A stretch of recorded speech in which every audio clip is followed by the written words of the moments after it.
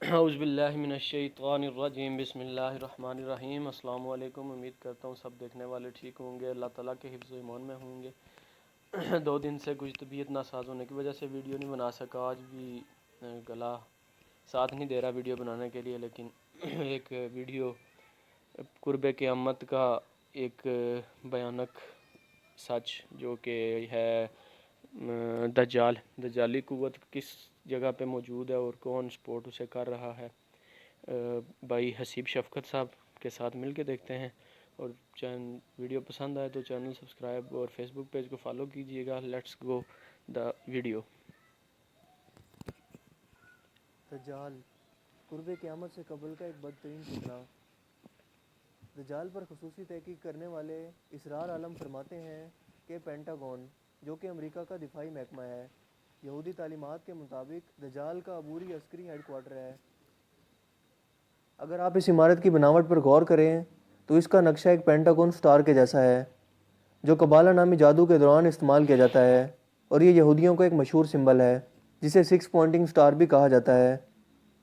اس Pentagon star کو یہودی free masons اور الومناتی قبالہ نامی جادو کی رسم کے دوران استعمال کرتے ہیں۔ دوستو، ہم جانتے ہیں کہ امریکہ کی آزادی میں یہودی فری میسنز نے اہم کردار ادا کیا، اور یہ اس وقت سے امریکہ کو کنٹرول کرتے ہیں، اس کے سیاہ سفید کے مالک ہیں۔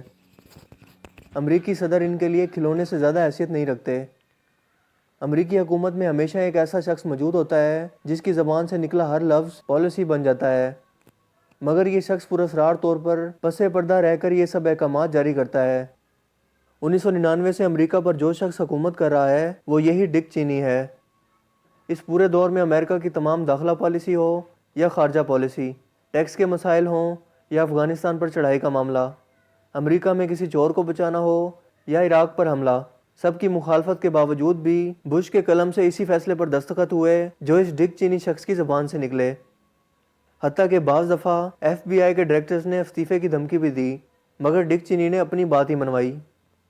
گوانتانامو، بگرام اور ابو غریب وغیرہ میں مجاہدین قیدیوں کے ساتھ دجالی سلوک، سب اسی کی زبان سے نکلے الفاظ تھے جو قانون بن گئے، اور اس بات کو باشعور امریکی عوام کے ساتھ ساتھ کولن یاول اور کالی جادوگرنی یعنی کونڈولیزا رائس کو بھی اس کا علم 2 سال بعد اخبارات کے ذریعے ہوا۔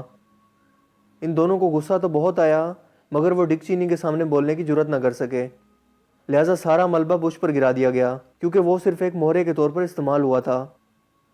اس شخص ڈک چینی کے بارے میں اسرار عالم کا دعویٰ ہے کہ اس نے دجال سے ملاقات کی ہے، اور دجال خود اس کو ہدایات دیتا ہے۔ دوستو، ڈک چینی صرف ایک ایسا کردار ہے جو دجال کی طرف سے منظر عام پر آیا، مگر اس جیسے نہ جانے کتنے کردار آج امریکہ، سویڈن، ناروے، اصفہان، کابل اور دنیا کے مختلف خطوں میں راک فیلر، راتسچائلڈ اور مورگن فیملی کی صورت میں موجود ہیں، اور دنیا کو اپنے اشاروں پر چلا رہے ہیں۔ ان کے لبوں کی حرکت دنیا کی جمہوری اور شہنشاہی حکومتوں کا قانون بن جاتی ہے۔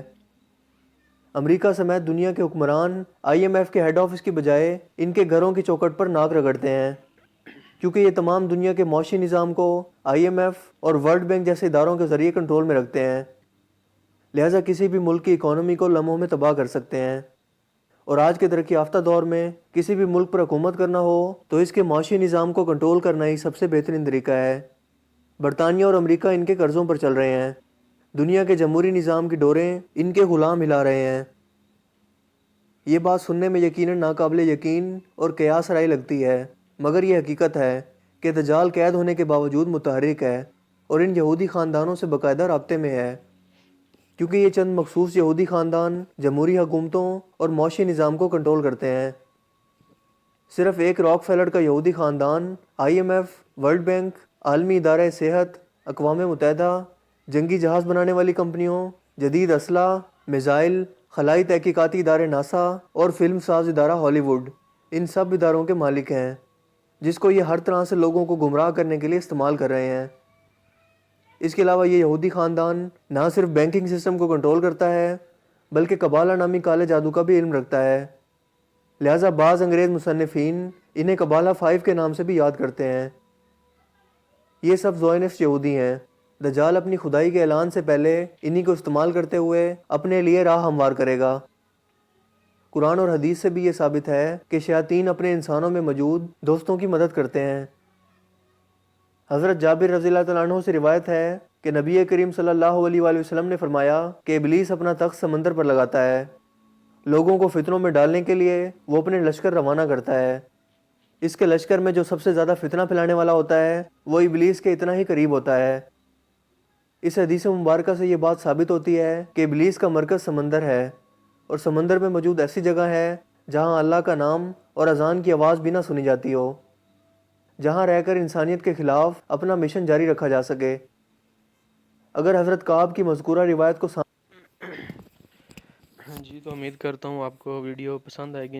انشاءاللہ اس کا پارٹ نمبر 2 بھی جلد ریلیز کر دیا جائے گا۔ اگر ویڈیو پسند آتی ہے تو ویڈیو کو شیئر لازمی کیا کریں، اور چلیں نیکسٹ ویڈیو